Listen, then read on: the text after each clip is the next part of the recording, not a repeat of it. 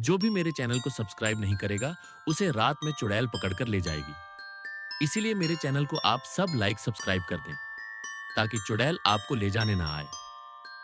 वर्ष 1996 में कचौली गांव के पास एक पुरानी हवेली थी, जिसे लोग काली हवेली कहते थे। कहा जाता था कि वहां रात के समय किसी औरत के रोने की आवाजें आती हैं, और जिसने भी उस हवेली में कदम रखा, वह या तो पागल हो गया या फिर कभी वापस नहीं लौटा। मुख्य पात्र वीर, एक जिद्दी और नास्तिक युवक। राजू, वीर का बचपन का दोस्त, जो भूत प्रेतों में यकीन करता था। वीर को इन सब बातों पर यकीन नहीं था। उसने राजू से शर्त लगाई कि वह रात के ठीक 12 बजे काली हवेली में जाएगा और वीडियो रिकॉर्डिंग करके लौटेगा। रात 12 बजे वीर हवेली में घुसा। चारों तरफ अजीब सी ठंडक थी, जैसे मौत की सांसें उसके गालों को छू रही हों। हवा नहीं थी, लेकिन खिड़कियां खुद ब खुद हिल रही थी।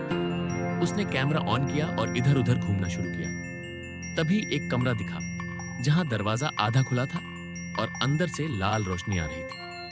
वीर ने दरवाजा खोला और देखा एक औरत उल्टे पैर खड़ी थी। उसकी गर्दन पूरी तरह घूम चुकी थी और आंखें सीधी वीर की ओर घूर रही थी। वीर कांप उठा।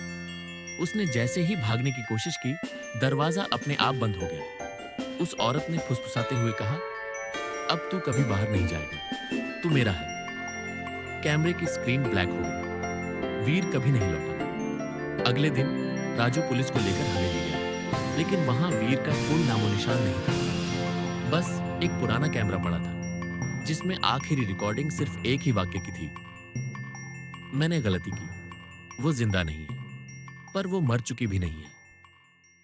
बिल्कुल, लेकिन एक हादसे ने सब कुछ बदल दिया। गांव के पास बनी काली हवेली की कहानी बच्चों को डराने के लिए नहीं, बल्कि सच्चाई से आगाह करने के लिए सुनाई जाती है।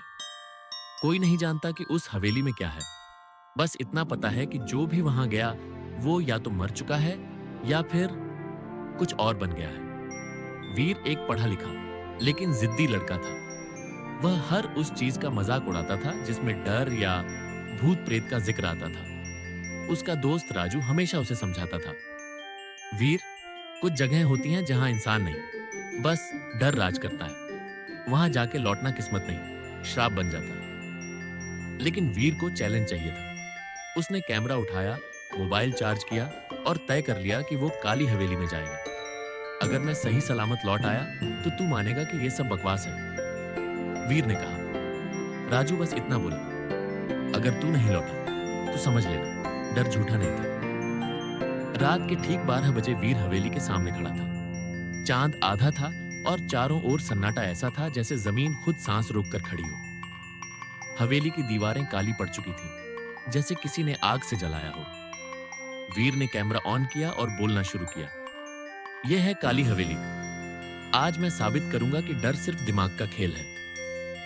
हवेली के दरवाजे खुद ब खुद कर खुले, जैसे किसी ने भीतर से बुलाया। वीर अंदर गया। दीवारों पर पुराने समय की पेंटिंग्स थी, लेकिन उनकी आंखें वीर को घूर रही थी। दीवारों पर खून के छींटे जैसे धब्बे थे और हर कदम पर जमीन से किसी के चलने की आवाज आती थी। एक बड़ा हॉल था, जिसमें एक झूला अपने आप हिल रहा था।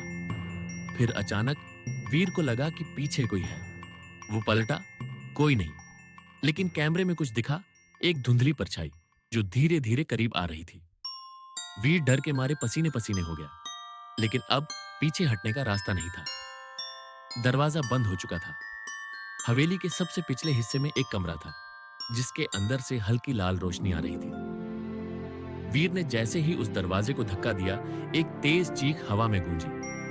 अंदर एक औरत खड़ी थी, सफेद साड़ी में, उल्टे पांव, गर्दन बुरी तरह मुड़ी हुई और आंखें बिना पलक झपकाए वीर को घूरती रही। उसने कहा, मैं इंतजार कर रही थी 100 सालों से। वीर चिल्लाया, भागा, लेकिन हवेली की सीढ़ियां अब नीचे नहीं जा रही थी। वो घूमकर फिर उसी लाल कमरे में आ जाता। औरत अब हवा में उड़ती हुई उसकी तरफ बढ़ी।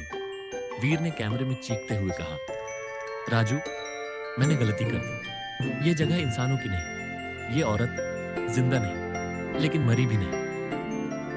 सुबह राजू पुलिस के साथ हवेली पहुंचा, लेकिन अंदर वीर का कोई निशान नहीं मिला। बस एक कैमरा पड़ा था, टूटे हुए स्क्रीन के साथ। जब उन्होंने कैमरा चलाया, उसमें वीर की आखिरी रिकॉर्डिंग थी। वो तुम्हें भी बुला रही है, मत आना। ये हवेली अब मुझसे जिंदा है। उस दिन के बाद राजू कभी नहीं बोला।